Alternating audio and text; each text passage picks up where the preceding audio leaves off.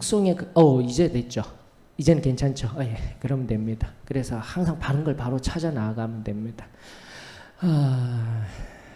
다시 한 번 더 또 오늘 이사야서를 바라보게 하여 주시니 감사를 드립니다.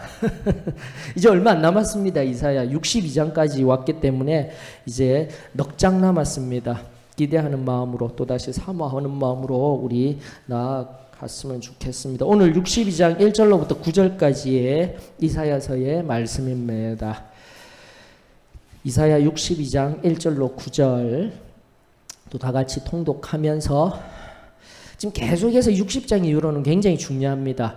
물론 이사야서 전체가 중요한 또다시 구약의 복음서라고 하였지만 특별히 60장 이후로부터는 종말론과 연관되어져 있으며 이제 새 하늘과 새 땅 가기 전에 우리 전철연설 입장에 이해와 해석이 필요합니다. 그런 관점에서 지금 소망교회에서 수요일날 이사야 강의를 하고 있는 부분들은 다시 한 번 더 우리에게 꼭 필요한 부분인 것 같아요. 그리고 오늘도 62장 이 하나님의 말씀을 통하여서 정말 재림의 때 미래가 아닌 오늘의 때입니다로 고백할 수 있는 믿음의 자리로 나아가는 귀하고 복된 말씀이 되었으면 좋겠습니다.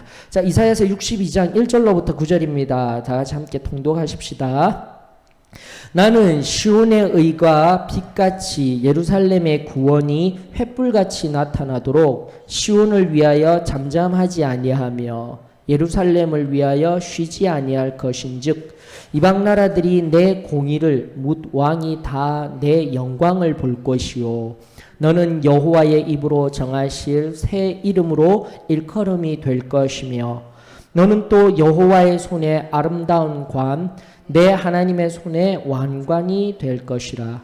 다시는 너를 버림받은 자라 부르지 아니하며 다시는 내 땅을 황무지라 부르지 아니하고 오직 너를 헵시바라 하며 내 땅을 뷸라라 하리니 이는 여호와께서 너를 기뻐하실 것이며 내 땅이 결혼한 것처럼 될 것임이라. 마치 청년이 처녀와 결혼함같이 내 아들들이 너를 취하겠고 신랑이 신부를 기뻐함같이 내 하나님이 너를 기뻐하시리라. 예루살렘이여 내가 너의 성벽 위에 파수꾼을 세우고 그들로 하여금 주야로 계속 잠잠하지 않게 하였느니라. 너희 여호와로 기억하시게 하는 자들아 너희는 쉬지 말며 또 여호와께서 예루살렘을 세워 세상에서 찬송을 받게 하시기까지 그로 쉬지 못하시게 하라. 여호와께서 그 오른손 그 능력의 팔로 맹세하시되 내가 다시는 내 곡식을 내 원수들에게 양식으로 주지 아니하겠고 내가 수고하여 얻은 포도주를 이방인이 마시지 못하게 할 것인즉 오직 추수한 자가 그것을 먹고 나 여호와를 찬송할 것이요 거둔 자가 그것을 나의 성소들에서 마시리라 하셨느니라. 아멘. 특별히 어려운 말씀은 없습니다. 요즘 성경들은 좋아가지고 좀 어려운 단어가 나오면은 다 설명이 되어져 있더라고요. 헵시바, 뷸라 이런 용어들은 다 설명이 되어져 있죠. 예, 그래서 어렵지 아니하고 또 중간에 또 함께 다루겠습니다. 그래서 일단은 이해하기에는 어려운 본문은 아닌데 문제는 해석과 함께 이해를 해야 되죠. 해석과 함께 이해가 되어져야 이 말씀에 온전한 의미가 나오게 됩니다. 그리고 해석 전에 반드시 관찰이 되어져야 돼요. 제가 계속해서 강조하는 것은 오랜 신앙의 연륜을 가지다 보면 관찰, 해석이 사라져 버려요. 그냥 나에게 바로 적용을 해버리는 거예요. 특별히 이 본문의 말씀들도 마찬가지입니다. 그저 62장 1절의 말씀만을 가지고 시온의 의가 빛같이 예루살렘의 구원이 횃불같이 내게 나타나는 거야. 내 것이야 라고 끝나버리는 거예요. 근데 조금 더 살펴봐야 하는 거예요. 그래서 내가 신앙생활을 하면서 하나님의 말씀을 하나님의 뜻하신 바 말씀 그대로 알고 있느냐, 그렇지 아니하고 내 신앙의 연륜에 근거한 내 임의의 적용으로 살아가고 있느냐, 이것이 매일매일의 말씀, 그리고 우리 소망교회는 계속 하고 있죠. 1년에 1독, 많이 할 필요 없어요. 1년에 1독을 하면서 계속 그 말씀의 뜻이 내 것이 될 수 있도록 모두가 동참해서 모두가 동일한 하나님의 만나를 받아 누리는 은혜가 우리 소망교회에 있기를 원합니다. 그리고 그것이 교회된 한 사람 한 사람들에게 꼭 필요한 오늘날 하나님 앞에 설 수 있는 경건의 방법 중에 하나인 것 같습니다. 그러므로 또다시 반복되는 내용과 또 강조되어지는 내용이 있다라면 계속해서 내 것이 되어질 수 있도록 살펴보십시다. 지금 계속해서 예언서, 특별히 이사야 부분에서 두 지명이 끊임없이 함께 동격으로 등장하고 있습니다. 61장 1절에 보면은 어떤 지명이죠? 예루살렘과 시온입니다. 시온, 특별히 우리 믿는 집에 여자아이의 이름을 시온이라고 이름 짓는 경우가 종종 있어요. 그러다 보니 아이 이름요, 누군가의 이름요 하는데 아니죠. 다시 한 번 더 지명입니다. 지명. 예루살렘과 시온은 동격의 지명입니다. 그리고 조금 더 구체적으로 이야기하자면 여러분들도 아시다시피 예루살렘은 히브리어 여루샬라임, 제가 몇 번이나 지금 이야기를 해드리고 있습니다. 그래 이제 정리를 하셔요. 히브리어 여루샬라임, 여루알과 샬람이 합쳐진 용어예요. 그래서 샬람은 여러분들이 아시다시피 평화라는 뜻이죠. 그런데 그 원뜻은요, 샬람의 원뜻은 완전하다라는 뜻입니다. 이걸 바로 우리가 좀 알았으면 좋겠어요. 항상 평화라는 샬롬, 히브리어 샬롬, 명사화된 용어는 잘 알고 있는데 원의 원어근인 히브리어 샬람이라는 이 뜻에 관하여서 제일 첫 번째 의미는 완전하다가 첫 의미입니다. 평화라는 뜻에. 그래서 완전이라는 용어가 교회사를 지나오고 교리적으로 오늘날 완전, 인간이 어떻게 완전해질 수 있어? 아니요, 우리는 완전하다라는 게 아니고 누가 주시는 거예요? 하나님이 주시는 것은 완전한 거예요, 여러분들. 이런 개념이 나와야 돼요. 그 하나님이 주시는 은혜에 근거하여서 우리는 두 번째에 은혜의 역사, 구원의 체험적인 역사, 그것을 무엇이라고 얘기하죠? 완전 성화예요. 내가 완전해서 성화된 상태에 있다라는 의미가 결코 아닙니다. 바로 그 시점 속에 하나님께서 성결을 주실 때 바로 이러한 샬람의 완전한 평화가 임한다라는 뜻의 완전이에요. 괜찮으시죠? 자꾸 교리적으로도 우리가 정립을 하였으면 좋겠습니다. 하나님이 주시는 그 샬롬이, 평안이 뭐라고요? 완전하다라는 것입니다. 하나님은 늘 완전하십니다. 우리에게 주시는 것. 그리고 또 중요한 의미가 항상 제가 이야기하죠. 어떤 상태적으로 인간의 상태, 마음이라든지 삶이 요동을 치잖아요. 요동을 칠 때 평평하다라는 뜻인 거예요. 이 두 가지의 원적 의미만 아시면은요, 샬롬에 대한 이해가 더욱더 풍성해지실 것입니다. 이 두 가지, 완전하다, 평평하다. 이거 히브리어 샬람의 어원적인 의미입니다. 그러면서 평화, 화평이라는 뜻이 나오고 여루알이라는 말, 다시 한 번 더 여루샬라임 앞에 나왔던 여루알은 터라는 뜻이에요. 터, 대지라는 뜻을 가지고 있습니다. 그러므로 예루살렘, 평화의 도성 이렇게 의역된 것이죠. 가장 간단하게는 뭐죠? 평평한 터 이런 뜻이에요. 그런데 그 신학적 의미가 바로 예루살렘이란 말이 바로 평화의 도성 예루살렘입니다라고 이야기를 한 겁니다. 괜찮으십니까? 예, 그러면서 예루살렘, 이스라엘의 수도 예루살렘, 또 다윗이 제일 처음 도성으로 예루살렘을 취하여서 도성 삼은 곳이 예루살렘입니다 하는데 거기에서도요, 예수님 당시에 예루살렘 성전을 제2성전이라고 이야기를 합니다. 맞습니까? 자, 제3성전. 큰일 날 뻔했다. 제3성전. 맞죠? 제1성전은 솔로몬, 제2성전은 느헤미야에 의하여서, 에스라에 의하여서, 여룻바벨이라 하여서 바벨론 포로 돌아온 뒤에 BC 500 수룹바벨. 예. 그래 이렇게 자꾸 저를 도와주셔야 됩니다. 스룹바벨에 의하여서 제2성전 BC 516년에 건축된 게 제2성전이에요. 그 굉장히 규모가 작아요, 여러분들.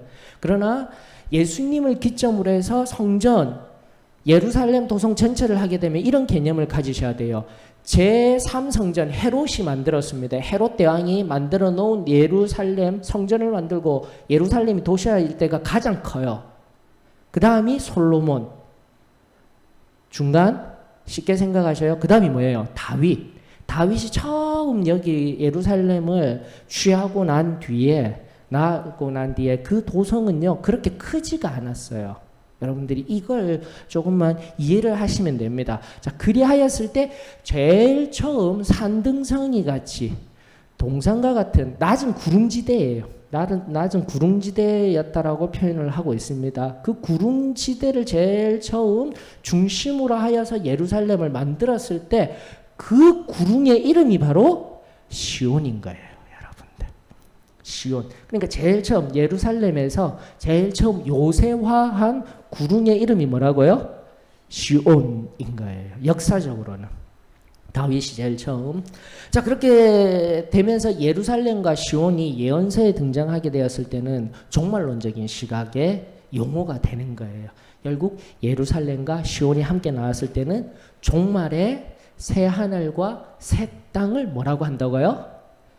시온이라고 이야기를 하는 겁니다. 좁은 의미에 제일 처음 다윗 메시아를 기다렸던 바로 그 땅, 유대교에 있어서 시온이라는 것이 바로 우리 기독교가 이야기하고 있는 새 하늘과 새 땅과 버금가는 위치와 의미의 용어라는 것을 이해해야 되고, 또다시 예언서 내에서도 시온은 바로 종말론적으로 새 하늘과 새 땅을 의미합니다라고 하게 되면은 여러분들이 예언서를 바라보실 때 상당히 도움이 되실 것입니다. 자, 괜찮으시죠? 그러면서 넘깁니다. 자, 어떻게 넘기느냐? 1번 한번 보십시다. 이러한 1절을 우리가 살펴보기 전에 이러한 완전한 평평한 예루살렘을 이룩하시고 시온, 그리고 나아가 새 하늘과 새 땅을 이룩하시는 분이 누구십니까? 거기에 왕이 되시는 분이 누구셔요? 예수 그리스도이십니다. 이 중심을 가지셔야 돼요. 우리는 기독교예요. 항상 이 중심을 가지셔야 됩니다. 하나님 좋아요. 맞아요. 예수 그리스도는 이미 삼위일체의 하나님이십니다. 그러나 다시 한 번 더 해석을 해 나아가게 될 때는 구약시대, 지금 여기 안에서는 여호와 하나님이시지만 우리가 지금 예수 그리스도의 초림 이후 재림을 향하고 있는 이 시점 속에서는 항상 왕으로 오실 그분은 누구십니까? 이 모든 것들을 탈환하시는 메시아는 누구셔요? 예수 그리스도라는 좁은 의미로서의, 좁다라는 의미는 뭐냐면 지금 계속해서 시간성 속에서 예수 그리스도가 초림하시고 그 다음 재림하실 궁극하실 그분이시지만 그 가운데 넓은 의미에서 이스라엘 백성들에게 주신 말씀이지만 오늘날 또 누구에게요? 왕같은 제사장인 우리들에게도 동일하게 주시는 말씀이자 적용하여야 할 말씀이다라는 것. 그래서 제가 계속해서 회복되는 그때가 새 시대를 항상 중첩하고 있습니다. 얘기해 드렸습니다. 맞습니까?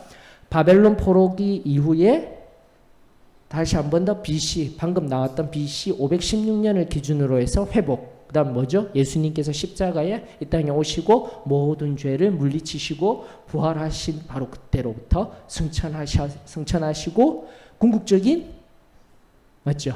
궁극적인 때 이르렀을 때까지 이런 세 때를 항상 기억하여야 한다는 것, 지난 강해를 통해서도 늘 이야기를 하고 있습니다. 좁은 의미로서는, 좁다라는 의미가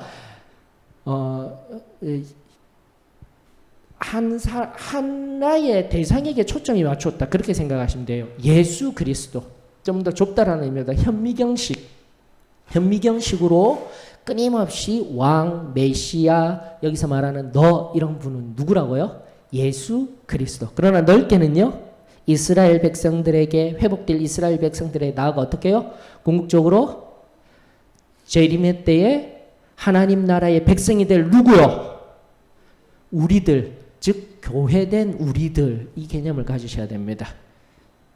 보이시죠? JX와 이스라엘도 보여야 되지만 이스라엘과 함께 뭐라고요? 교회까지 이렇게 보실 수 있으셔야 합니다. 예언서를 살피실 때는. 자, 그러면서 이제 본격적으로 두 파트로 이 부분들은 이 해석이 되어져야 합니다.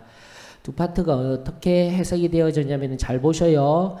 1절, 2A절, 즉 1절로부터 2A절까지 가야 됩니다. 그리고 절이 나뉘어진 것은 항상 얘기 들으죠.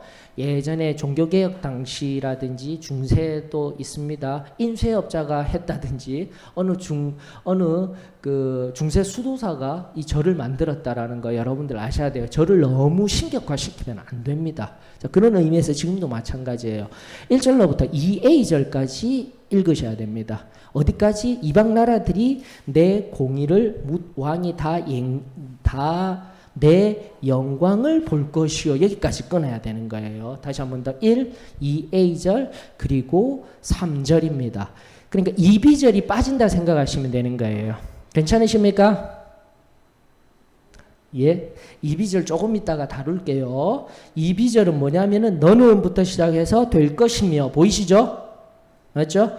그래서 여러분들이 지금 눈여겨보셔야 하는 것은 1절로 2A절까지 그리고 3절까지 한꺼번에 읽으시면 뭔가가 보일 거예요. 자, 괜찮으십니까? 그러면서 6, 7, 8절이 보이는 거예요. 호응 관계입니다. 그래서 이사야서라든지 예언서라든지 시편을 우리가 원어적으로 살펴볼 때 이렇게 하지 아니하면은 보이지가 않아요. 잘 보이지가 않아요. 자, 다시 한 번 더요. 1절과 2A절 보셨습니까?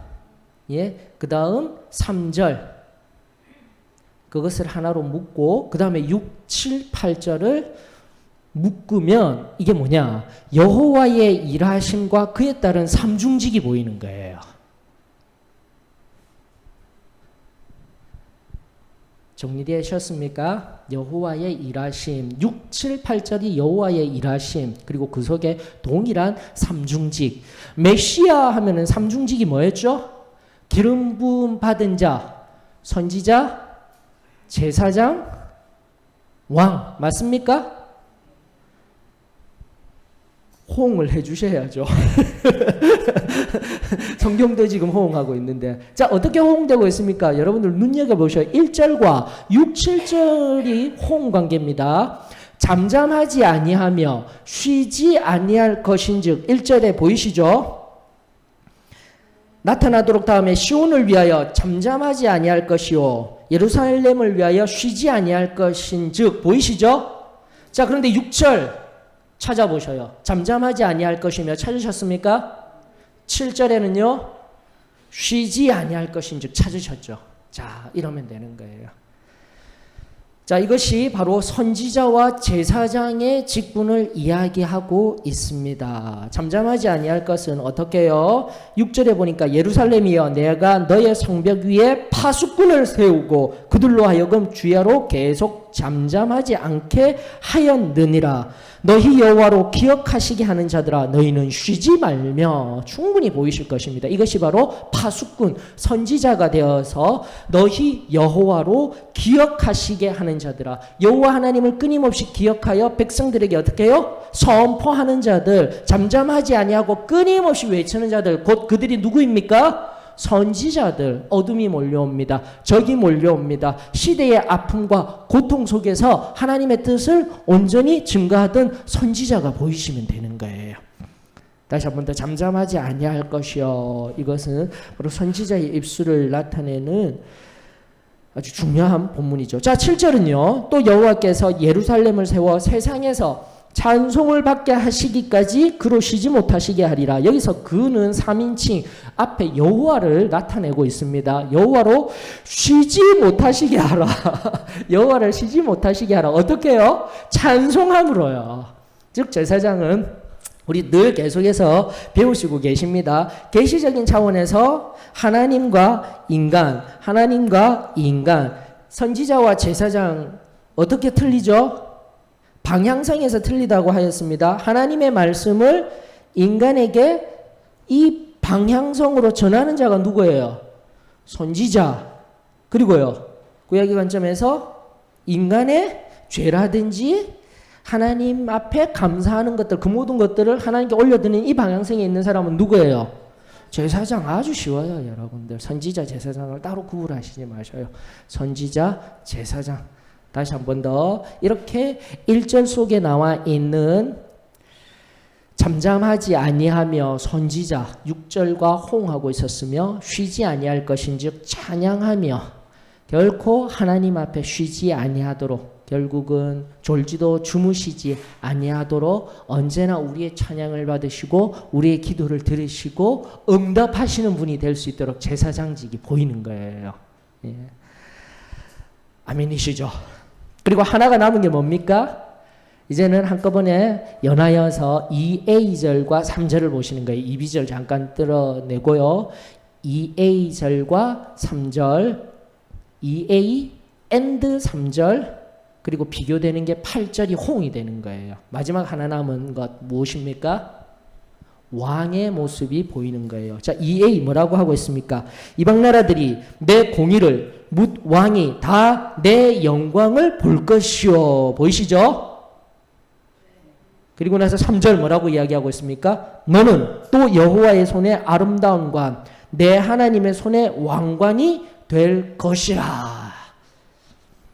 자, 그렇게 하면서 이제 8절과 호응이 되는지 호응 관계인지 보면 되겠습니다.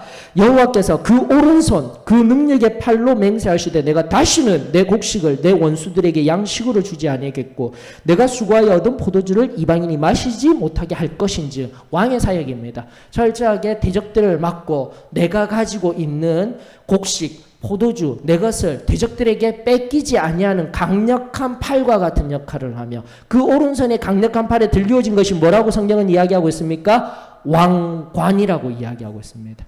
그러면서 철저하게 삼중직을 의미하고 있으며 하나님께서 우리들 가운데 또다시 예수 그리스도를 발견하게 하시는 은혜가 있음에 감사를 드립니다. 자, 충분히 해석이 되어졌죠. 자, 그러면서 우리에게 적용을 해야 됩니다. 다시 한번 더 우리는 작은 예수, 앞서도 말씀드린 바와 같이 현재적으로는 교회, 바로 우리가, 교회된 우리가 작은 예수 그리스도입니다라는 것이 끊임없이 현재적인 삶 속에 있어요. 조금 있다가 제가 또 현재적이다라는 말의 의미들을 살펴드리도록 할게요. 자, 그리하였을 때 선지자적인 삶을 살아야 될 사명이 우리들에게 있는 것입니다. 삶을 통해 무엇을 해야 합니까? 전도, 선교가 필요한 거예요. 이것이 우리들에게 꼭 필요합니다. 꼭 전도를 나가서 사역리를 달달달달 외워서 전하는 것이 아니라 다시 한 번 더 내 삶이 깨어 기도하며 악한 것을 악하다 이야기해야 되고 정한 것을 정하다 이야기할 수 있는 선지자적인 삶. 그런데 이제는 말로 할 필요 없잖아요. 말하지 아니하고 무엇으로요? 삶으로 보여주는 것. 이것이 바로 사도의 신앙교회 성도가, 그리고 우리 소망교회 성도가 반드시 말씀 앞에서 선지자적인 삶을 살아가는 원리입니다 라는 것 기억하였으면 좋겠습니다. 그러나 실제적인 전도, 또 앞서도 말씀드린 교회의 궁극적인 목적은 선교입니다. 아직도 죽어가며 아파하며 신음하는 영혼들을 향하여서 뜨거운 사랑의 마음을 가지고 내 삶을 헌신해야만 합니다. 그런 전도와 선교의 선지자적인 깊은 의미가 오늘 여기에 모인 우리 소망교회 성도님들 위해 한 분 한 분 위에 임하여지기를 축원합니다. 그럼 제사장은 무엇일까요? 예배를 소중히 여겨야 되는 거예요.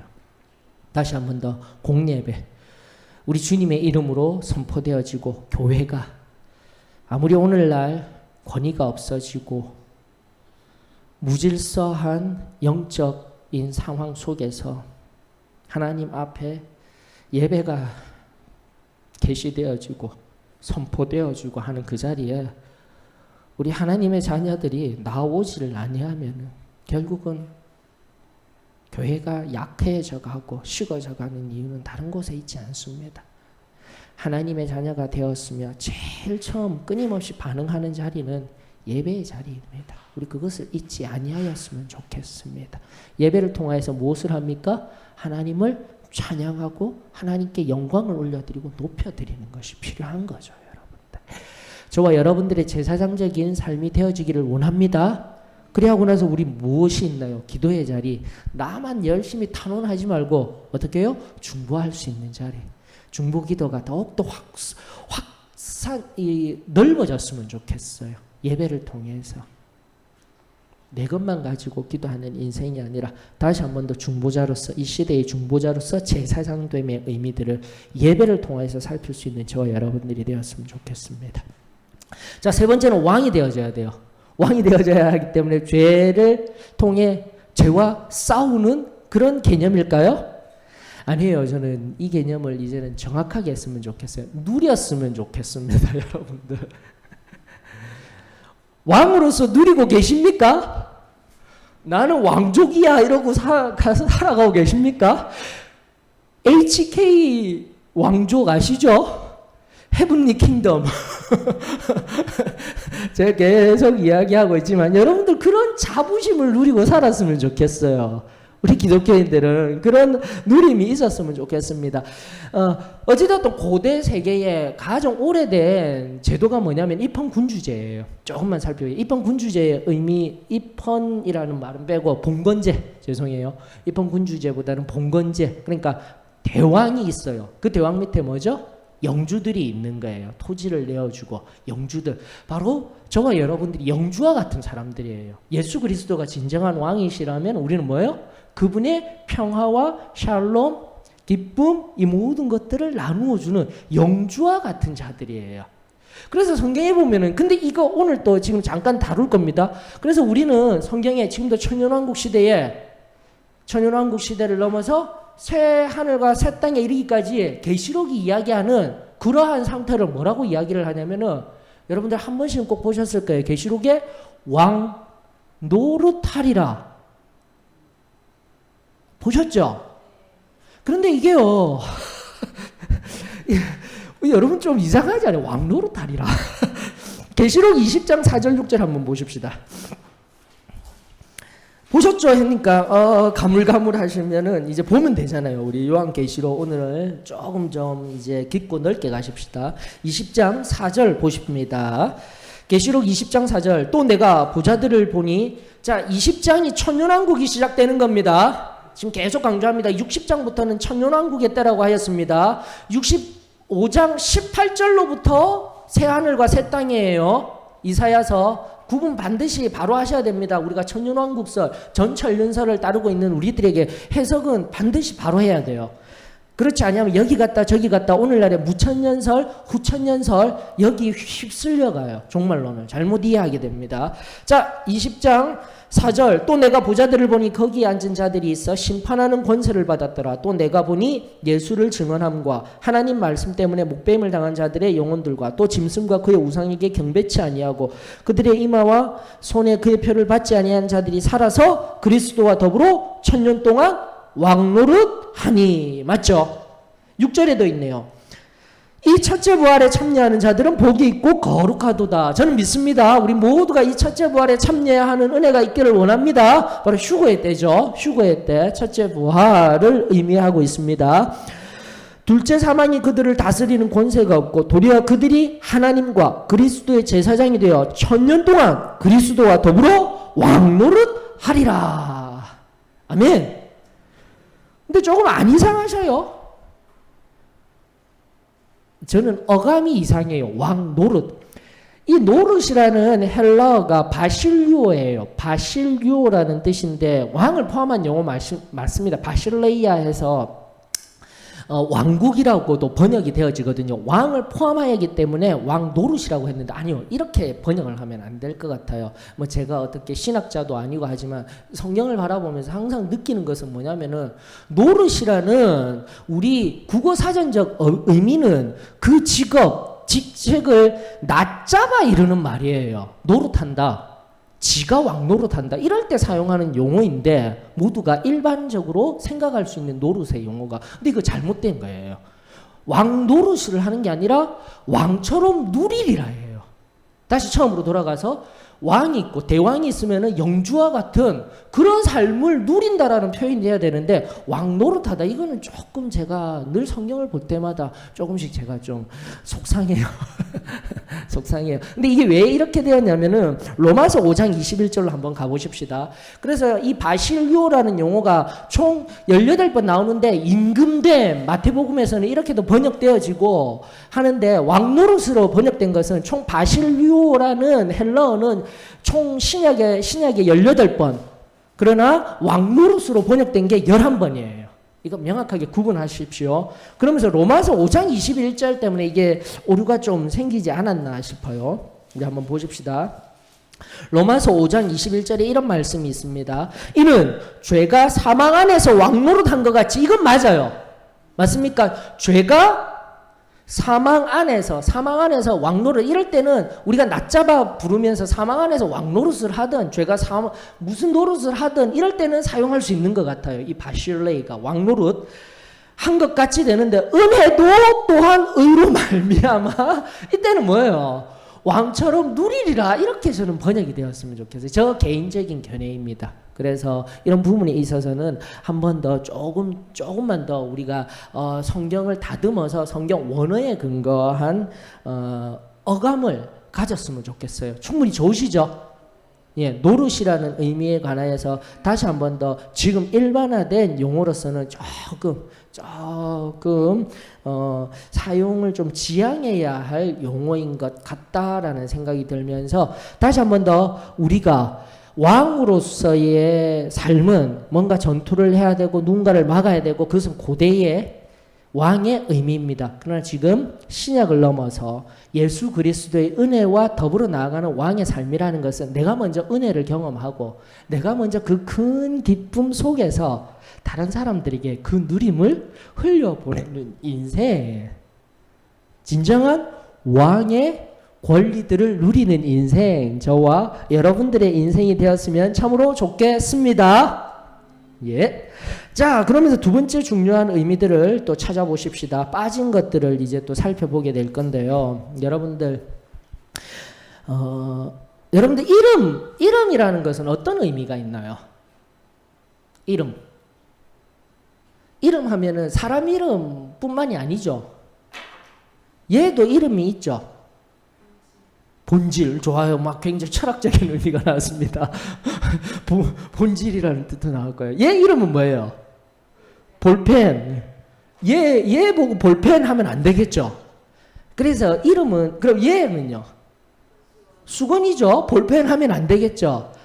이름이라는 것은 다 뭐라면은 본질이라는 얘기도 이런 거예요. 다르다라는 거예요. 그 이름을 누군가에게 그 이름을 주었다. 누군가에게 사람에게도 마찬가지고 사물에게도 마찬가지고 이름을 주었다라는 것은 철학적으로 가장 중요한 것은 뭐 본질적인 얘기도 나왔지만은 어려운 얘기고요. 일단 우리가 이해할 수 있는 거로는 어떻게 하면은 다른 것과 구별하여서 다른 것들과 구별해서 얘 이름 다른 것과 구별하기 위하여 사용되어서 붙여서 사용하는 말 이 정도로 국어 사전적 의미가 있습니다. 그래서 자꾸 내가 잘한다 하면서도 용어들을 정립하지 못하면 말하는 내가 하고 얘기했는데 듣는 청자는 항상 어떻게 해요? 하고 듣는 거예요.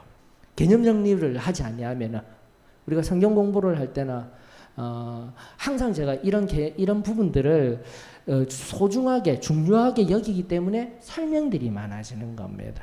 그래서 정확하게 우리가 조금 살피면서 나아갔으면 좋겠습니다. 자, 이름인데 왜 제가 이름을 끄집어내냐면은 이 비절에 용어가 등장합니다. 이 비절에 앞서 2a 2절과 3절 함께 했지만 이 비절 보이시죠? 이 비절 너는 다 같이 시작.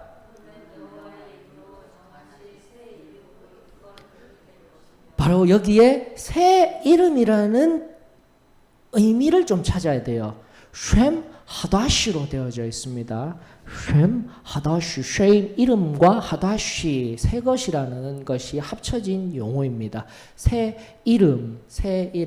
그게 뭐가 그렇게 중요합니까? 그런데 중요해요. 자, 그러면서 3절도 이미 이미 우리가 해석을 되었고요. 바로 4절, 5절과 연관되어져 있는 거예요. 이 2비절과 3절, 4절, 5절, 4절부터 보십니다. 3절 2비절은 보았고요. 4절 보십니다. 다시는 너를 버림받은 자라 부르지 아니하며 다시는 내 땅을 황무지라 부르지 아니하고. 그래 이게 이런 부분들이 어렵고 오히려 고대 문서들이나 이런 오래된 문서 그리고 고대 헬라의 문서라든지 이 문서들이요. 오늘날의 이런 문학 양식보다도 더 체계적이에요. 더 음률적이에요. 이걸 우리가 간과하고 성경을 바라보게 되면은 해석하기가 힘들어지게 되는 겁니다. 보이셨죠? 맞죠? 3절 새 이름으로 일컬어지게 된다 해놓고 어떻게 해요? 부정형으로 내가 어떻게 해요? 버림받은 자라 부르지 아니할 것이다. 황무지라 부르지 아니할 것이다 하면서 뭐라고 부른다라고요? 헵시바라. 예, 뷸라라 부를 것이다. 이렇게 말씀하고 계시는 거예요. 여러분들 중요합니다. 해석을 할 때 굉장히 중요한 거죠. 헵시바가 무슨 뜻인가요? 여러분들 나와 있는 나의 기쁨이 그에게 있다. 그리고 뷸라는요. 결혼한 여자라고 이야기를 하는데 왜냐하면 뒤에 5절이 무엇을 이야기하고 있어요? 문장 4비절부터 이는 여호와께서 너를 기뻐하실 것이며 내 땅이 결혼한 것처럼 될 것이라. 맞죠? 마치 결혼한 것처럼. 그리고 5절이 한 번 더 구체적으로 이야기를 하고 있는 겁니다. 마치 청년이 처녀와 결혼함 같이 내 아들들이 너를 취하겠고 신랑이 신부를 기뻐함 같이 내 하나님이 너를 기뻐하시리라. 자, 그런데 해석을 잘 하셔야 됩니다. 여기서 내 아들들이 너를 취하겠고 라고 되어져 있어요. 내 아들들이, 이스라엘의 아들들이 맞습니까? 그럼 여기 내 아들들은 누구예요? 내 아들들은 여기 그래서 해석을 잘해야 된다는 게 5절에 앞서서 제가 말씀드린 좁은 의미 누구예요? 좁은 의미 예수 그리스도를 나타낸다니까요. 5절에서는 철저하게. 자, 그렇다면 정답은 이미 나왔습니다. 4절 5절을 통하여서 새 이름이 뭐예요? 새 이름이 다시 다르게 만든 것이 아니라 다시 한번 더 우리는 예수 그리스도를 만나서 예수 그리스도 안에서 온전한 구원을 이루었을 때에 우리 안에 새겨진 이름이 뭐라는 겁니까? 예수라는 거예요. 여러분들 또 사도행전 9장에 보게 되면은 처음에 초대교회 사람 안디옥에 다니던 그 초대교회에 다니던 예수 그리스도를 따르는 사람을 보고 뭐라고 호칭했다 했어요? 바로 그들을 바라보며 그리스도인이다 하였다라는 겁니다. 결국 지금의 새 이름은 누구를 의미한다고요? 예수 그리스도. 5절의 좁은 의미 너예요. 너는 누구요? 예수 그리스도.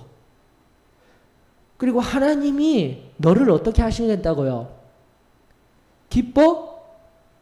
기뻐하시리라. 맞죠? 여러분 이게 바로 예수님께서 요단강 수세 받으실 때 하늘 문이 열리고 성령이 비둘기같이 임하면서 성자와 성령이신 그분과 함께 삼위일체가 온전히 이루어지는 장면이 바로 그때 아닙니까? 소리가 있어 뭐라고 했습니까? 이는 내 사랑하는 아들이요 내 기뻐하는 자니라. 아멘. 이사야서가 바로 그렇게 이루어지고 있는 거예요, 여러분들. 그래서 항상 우리가 평생 이렇게 성경을 봤는데도 왜 이 말씀이 어디에서 나왔구나. 정말 하나님이 오래전에 들려주셨던 이 예언의 말씀이 초림 때 이루어졌으며 또 언제요? 언제 이루어져야 합니까? 궁극적인 재림의 때에도 이루어져야 되기 때문에 찾아봐야죠. 맞죠? 찾아봐야죠. 어디에 있을까요? 계시록에 가면 있잖아요. 계시록 2장 17절 보십시다. 앞에 거 충분히 이해되셨죠? 예. 자, 계시록 2장 17절로 갑니다.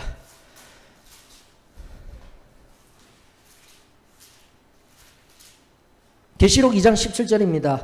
버가모 교회에게 하시는 말씀입니다. 귀 있는 자는 성령이 교회들에게 하시는 말씀을 들을지어다. 이기는 그에게는 내가 감추었던 만나를 주고 또 흰 돌을 줄 터인데 그 돌 위에 새 이름을 기록한 것이 있나니 받는 자밖에는 그 이름을 알 사람이 없느니라. 새 이름 뭐예요? 예수 그리스도 만나, 감추었던 만나, 또 뭐요? 흰돌. 맞습니까? 그래서 뭐 이단적인 뭐 생각 가지실 필요 전혀 없어요. 이 새 이름은 다시 한 번 더 예수 그리스도 그 이름. 그래서 그 이름을 뭐예요? 받는 자밖에 알 수 없으리라. 3장 12절 보십시다. 3장 12절 빌라델비아 교회에게 주시는 하나님의 말씀이네요. 이기는 자는 내 하나님 성전의 기둥이 되게 하리니 그가 결코 다시 나가지 아니하리라. 내가 하나님의 이름과 하나님의 성 곧 하늘에서 내 하나님께로부터 내려오는 새 예루살렘의 이름과 나의 새 이름을 그의 위에 기록하리라. 맞죠? 기둥이 되고 또 하나님의 성 예루살렘 이름 거고 그 모든 것이 올 때 나의 새 이름 누구 이름요? 예수 그리스도를 그의 이름 위에 기록하리라. 그러면서 여러분들 성경 해석 계속해서 바르게 해석이 되어져야 합니다. 이 새 이름 가지고 이단에서는 어떻게 얘기할까요? 교주 이름 갖다 넣는 거예요, 여러분들. 그래서 우리가 성경을 이렇게 바르게 알지 못하고 구약으로부터 그리고 전체적인 큰 숲에서부터 통전적인 시각을 가지고 하나님 말씀을 풀어내지 아니하면은 잘못 가다가는 옆길로 가는 거예요, 여러분들. 그리고 누군가가 묻더라고요. 어디서 그런 주석들 보고. 여러분들 저는 대부분 엎드리고 기도하고 나와서 여러분들에게 전하고 있는 거예요. 정말 애매모호한 것들 가지고 제가 주석 보지. 그 주석 보고 여러분들이 알리려고 하면 그냥 적어서 그냥 여러분들에게 읽어주고 가지. 제가 왜 그렇게 해요? 여러분들 저는 여러분들에게 참된 하나님의 말씀을 증거할 목사예요. 그리고 기도하고 하나님의 말씀의 의미들을 깊이 살펴야 할 사람입니다. 그래서 가끔씩 가다 보면은 극단적인 분들을 만나요. 너무 극단적인 분들은 아예 안 믿으시고 누군가의 것을 가져다 와서 지금 가르치고 있다 얘기를 하시는 분. 그리고 아예 한 분들은 또 뭐죠? 아예 안 들으시는 분들도 계시고요. 제가 너무 속상할 때가 많아요. 여러분들 충분히 기도하고 하나님 앞에 엎드려서 전하고 잠잠하지 못하고 이 가슴으로 한 말씀 한 말씀 내딛는 것. 저를 바라보라는 게 아니에요. 여러분들의 소망교회 안에 여러분들을 위하여서 세워놓은 저도 한 도구일 뿐입니다. 여러분들. 우리가 이 사실을 까맣게 잊어버릴 때가 있어요. 저는 언제나 하나님의 도구에 하나님 손에 붙들린 자이지 그 붙들린 손에서 내려놓으면 아무것도 아닌 자예요. 그것을 알기 때문에 하나님 저는 모릅니다. 제가 알 수 있는 것 없습니다. 하나님이 말씀하여 주시고 하나님이 제 마음을 꼭 붙들어 주십시오. 성령 없이 하나님 앞에 엎드려 그 임재 없이 저는 이 길의 걸음 결코 걸을 수 없는 자입니다. 지금도 마찬가지입니다. 작은 예수이지만 저는 우리 교회가 정말 이런 마음으로 다시 한 번 더 하나님의 그 거룩한 임재 앞에서 예수 그리스도를 경험하였으며 예수 그리스도의 이름이 심장에 새겨졌으며 예수 그리스도로 말미암아 세상에서 증거하고 살아가는 인생이 되었으면 좋겠습니다. 놀랍게도 버가모와 이렇게 기록된 새 이름이라고 기록된 그 버가모와 빌라델비아의 교회 이름이 놀라운 거예요, 여러분들. 버가모 헬라어로 페르가모스라고 합니다. 혼인하는 곳이에요. 버가모라는 이름이 지금처럼 마치 결혼하는 것처럼 마치 청년이 처녀에게 결혼하는 것처럼 바로 그 버가모 교회 7교회 중에서도 버가모 교회와 함께 빌라델비아 이미 빌라델비아 교회는 이름 알려드렸습니다. 필라델페이아라고 하여서 오히려 영어 이름이 더 쉽죠. 필라델페이아 형제사랑이라는 뜻이에요. 형제사랑. 즉 지금도 계속해서 이제 처음부터 말씀드린 바와 같이 개인의 구원받은 그 자리에서 개인의 새하늘과 새 땅, 개인의 장소가 아니라 다시 한 번 더 형제 사랑이 이루어지는 곳, 그리고 곧 예수 그리스도와 신랑 되신 예수 그리스도와 신부될 저 한 사람 한 사람이지만 바로 그들이 모인 곳, 신부된 교회라고 이야기하고 있는 교회 공동체. 여러분들 이 구조를 우리가 늘 잊지 아니하였으면 좋겠습니다. 자, 마무리 들어가십니다. 자, 마무리 잘 보셔요. 마무리하면서 두 가지 개념을 여러분들이 보셨으면 좋겠습니다. 지금도 계속해서 좁은 의미에서 좁다라는 현미경적인 의미, 그리고 숲의 의미, 넓게 보는 의미와 가까이에서 보는 의미에서 예수 그리스도가 있었어요. 시간적으로 현재의 시간송에서는요, 작은 예수 그리스도, 교회된 우리라고 하였으니까 교회가 지금도 끊임없이 이 말씀을 현재적으로 적용해야 할 것은 그리고 나와 함께 모인 이스라엘에게 한 공동체에게도 계속 이야기하고 있는 뭐죠? 교회에게도 우리에게 주시는 것입니다. 이해되어지시죠? 우리 교회에게 늘 주시는 말씀입니다 하였을 때 현재적입니다. 현재적. 그럼 과거 미래에는 누가 계시다라는 거예요?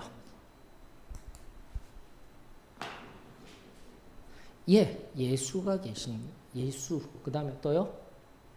미래에도 예수인 거예요. 성경이 끊임없이 얘기하는 구도는 이러한 구도입니다. 근데 보셔요. 자, 과거, 미래에도 예수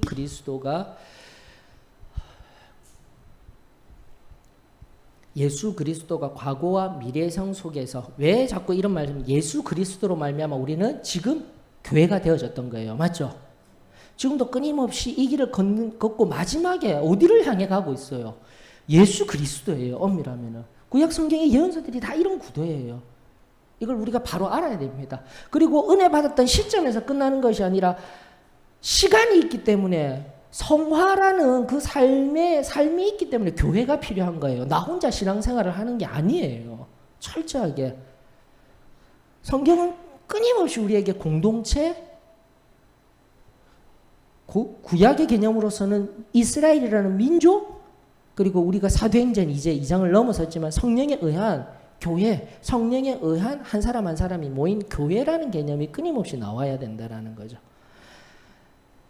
그리고 교회와 동일한 다른 용어로 같은 용어가 뭐예요? 하나님 나라입니다.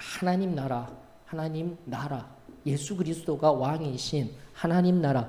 예수 그리스도가 왕이신 하나님 나라가 동일해요. 교회도 지금 끊임없는 하나님 나라의 구도 속에서 우리는 생각을 해야 되는 거예요. 자, 그러면서 결국은 이 구도는 모두가 하나라는 것을 인정해야 돼. 이 하나님 나라 과거에 어떻게 시작되었던 소명을 통해서 교회의 소명을 통해서 내가 교회가 되었든 또다시 소명을 통해서 교회를 가든 이것 지금 커다란 이게 뭐라고요? 이제 자꾸 제가 설명을 드리고 있습니다. 이게 구원이에요, 여러분들. 궁극적인 구원입니다. 내가 현재적으로만 구원받았다는 의미에서가 아니라 원래 기독교가 이야기하고는 구원은 종말론적이고 전 세계가 전 모든 온 세계가 다 하나님 앞에서 예전에 하나님이 제일 처음 만들었던 창조된 그 모든 것들로 회복되는 거예요. 이 개념을 이해하지 못하면 끊임없이 나는 나 혼자만 생각하고 살아간다니까요. 그건 기복 종교밖에 되지를 못하는 거예요. 다시 한 번 더, 구원이라는 것이 우리가 중생과 동등한 용어로 사용하다 보니까 자범죄들로부터 용서함 받았다를 구원이라고 생각하고 시점 속의 상태로만 얘기하지만 계속해서 말씀드리고 있습니다. 그건 좁은 의미, 부분적인 의미라고 이야기를 하였습니다. 진정한 구원은 가장 넓은 의미라는 것들을 이해하셔야 됩니다. 이 이해가 있어야 되는 거죠. 그러면서 현재도 마찬가지입니다. 항상 현재라고 이야기하고 있지만 현재에도 항상 누가 계시는 겁니까? 예수 그리스도가 있어야 되는 거예요. 시작도 예수 그리스도. 우리가 교회가 되었던 시작점도 대속에 의하여서, 맞죠? 대속 잊으면 안 됩니다. 복음 안에는 반드시 대속이 있어야 돼요. 십자가에 그 의미가 있어야 그 십자가에 의한 대속을 통하여서 내가 구원을 얻는 거예요. 구원을 얻는다는데 이 앞에 예수님도 없고 지금 현재 교회가 시작되어진 이 시작이라는 이 점에도 대속이 가장 중요한데 대속의 개념도 없으면 안 되는 거예요. 그냥 교회만 나온다라고 되는 게 아니라니까요. 반드시 예수 그리스도의 십자가를 통과해야 되는 거예요. 그것을 우리는 어떻게 해요? 회개와 믿음으로요. 회개와 믿음으로. 회개 믿음 없이 교회에 나왔다라고 가는 것이 아니라 바로 이 십자가에 예수 그리스도 하나님께서 이 땅에 오셔서 나를 위하여 죄를 해결하기 위하여 오셨구나라는 것을 믿음과 죄에서 회개함을 통하여서 들어가게 될 때 지금 현재의 이 놀라운 은혜를 경험하게 되는 거예요. 그리고 현재라고 하는 것 제가 끊임없이 얘기하죠. 이제는 종말도 범위를 그 의미의 범위를 확장시켜 드렸습니다. 재림, 종말은 언제요? 지금 현재. 맞죠? 먼 훗날에 어느 땐가 어떤 징조에 의하여서 이런 게 아니라 항상 지금 당장이라도 오실 예수 그리스도 현재적인 겁니다. 여러분들. 우리가 살아가고 있는 종말의 의미, JX의 의미. 그러므로 항상 예수 그리스도가 내 안에 왕으로 나와 함께 우리는 성령을 통하여서 그분이 나의 왕 되심, 통치하심, 이 하나님 나라 교회, 하나님 나라 교회. 그래 하나님 나라와 교회가 너무나 똑같다라고 또 생각하면 안 되겠죠. 그럼 교회에 지금 이끌어 가시는 분이 우상이 되어 버리잖아요. 다만 모형으로 이 땅 가운데 교회는 모형이라고 하기 때문에 뭐죠? 완전할 수가 없어요. 끊임없이 문제가 일어나는 거예요, 여러분들. 그래서 내가 이 교회가 좋아요, 저 교회가 좋아요 그런 말을 하는 것이 아니라 누가 좋아요? 예수 그리스도가 최고예요. 다른 얘기하면 안 돼요. 우리는 교회 안에 모인 성도들이 좋아요. 우리가 받은 교리가 좋아요. 그것은 2차적인 겁니다. 아닌 게 아니라 2차적이고 부차적인 문제예요. 정말 나에게 지금도 은혜가 되어지고 가장 좋은 것은 예수 그리스도. 예수 그리스도이신 거예요. 예수 그리스도가 날마다 예배 드릴 때 내 안에서 참된 왕이 되어주시고 참된 주권자가 되어주시고 성령에 의하여서 그분이 나에게 또 말씀하여 주시는구나.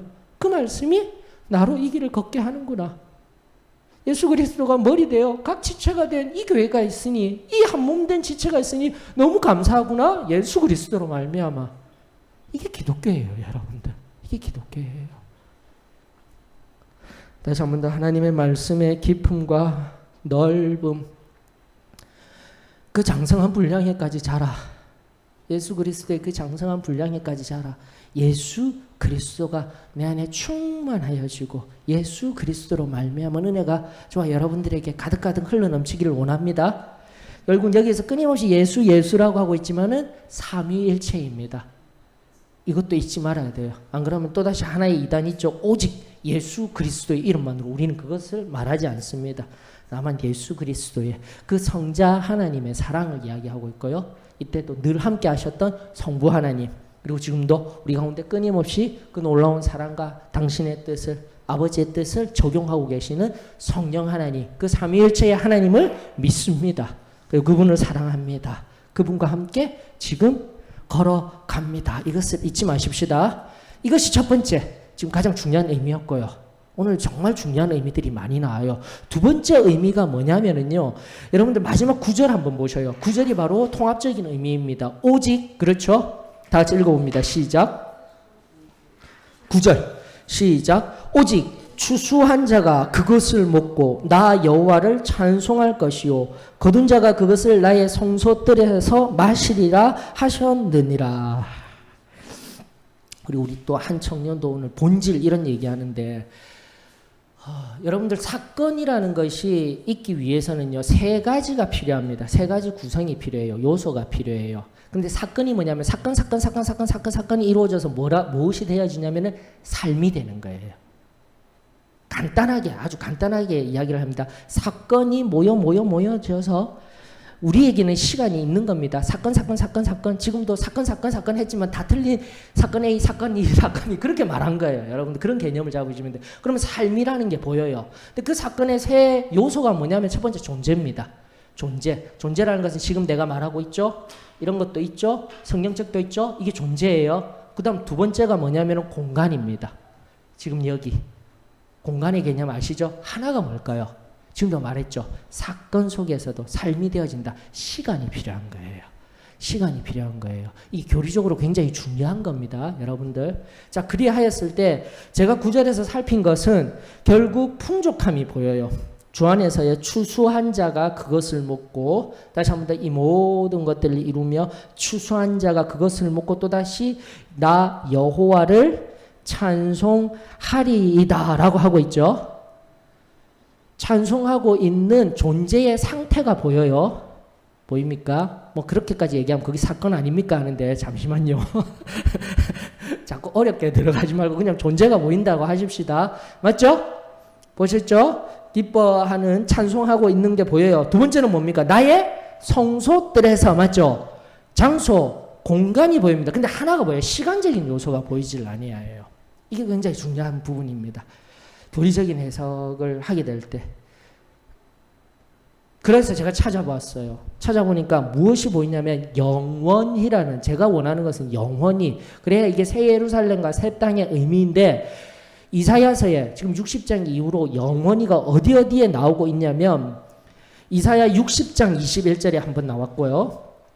이사야 65장 18절에 나오고 있어요. 65장 18절은 더 할 말 없습니다. 65장 18절은 17절, 여기 새하늘과 새 땅의 창조, 이미 17절에 이야기하고 있죠. 보라, 내가 새하늘과 새 땅을 창조하나니, 우리는 이렇게 해석을 합니다. 17절로부터는 뭐라고요? 새하늘과 새 땅의 의미. 그전에는 뭐라고요? 천년왕국. 60장으로부터 어디까지요? 65장 16절까지는 계속해서 천년왕국의 때를 의미합니다 라고 이야기를 하고 있는 거예요. 그러면서 중간중간 앞서도 말씀드렸다 60장 21절에 보게 되면 이렇게 이야기를 하고 있네요. 내 백성이 다 의롭게 되어 영원히 땅을 차지하리니, 이것은 한참 후에 있을 일들인 거예요. 그래서 지금도 앞으로 더 이제 대미래라고 할 수 있겠죠. 문법적인 용어로. 그러면서 그들은 내가 심은 가지요 내가 손으로 만든 것으로 나의 영광을 나타낼 것인즉, 이러면서 소미래가 나오는 겁니다. 문장적으로. 이해되셨습니까? 그래서 영원히 여기 나왔는데요. 아니다라는 거예요. 자, 그렇다면 제가 무슨 말을 하려고 하는 거예요? 교리적으로. 지금 62장에 다시 한 번 더 존재적으로 하나님 앞에 추수할 곡식들을 가지고 먹고 즐기며 있는 존재도 있고, 성전들 안에서라는 공간도 있지만 영원이라는 시간이 없기 때문에 다시 한 번 더 제한적인 시간이라는 거예요. 천년왕국을 의미합니다. 되셨습니까? 그렇게 해석을 해내야 됩니다. 자, 그러면은 그것이 천년왕국이 되어지고, 이름과 오늘도 새 이름, 그 새 이름이 된 것이 나중에 보게 되면은 66장 22절에 새는 빠져버리고 나옵니다. 66장 22절에 또다시 22절에 내가 지을 새하늘과 새 땅이 내 앞에서 항상 있는 것 같이 너희 자손과 너희 이름이 그때는 너희 2인칭 복수로 되어져 있는 거예요. 원래 그 새 이름을 부여받았던, 새 이름으로 찍혀져 있던 그 이름이 어떻게 해요? 너희와 너희 자손으로. 그래서 끊임없이 우리는 사도행전 16장 31절의 말씀을 복음이라 믿고 있는 거예요. 무슨 말이냐면 주 예수를 믿으라. 그래하면 너와 내 집이. 그래서요, 우리가 믿는 이 복음의 참된 의미는 항상 동시몬적으로 항상 확장의 의미가 있는 겁니다. 내가 믿고 나만 잘 믿고 천국에 가는 것이 아니라 누구요? 나와 내 가족, 나와 내 자손, 나와 내 이웃, 나와 또 어디요? 세계 열방까지.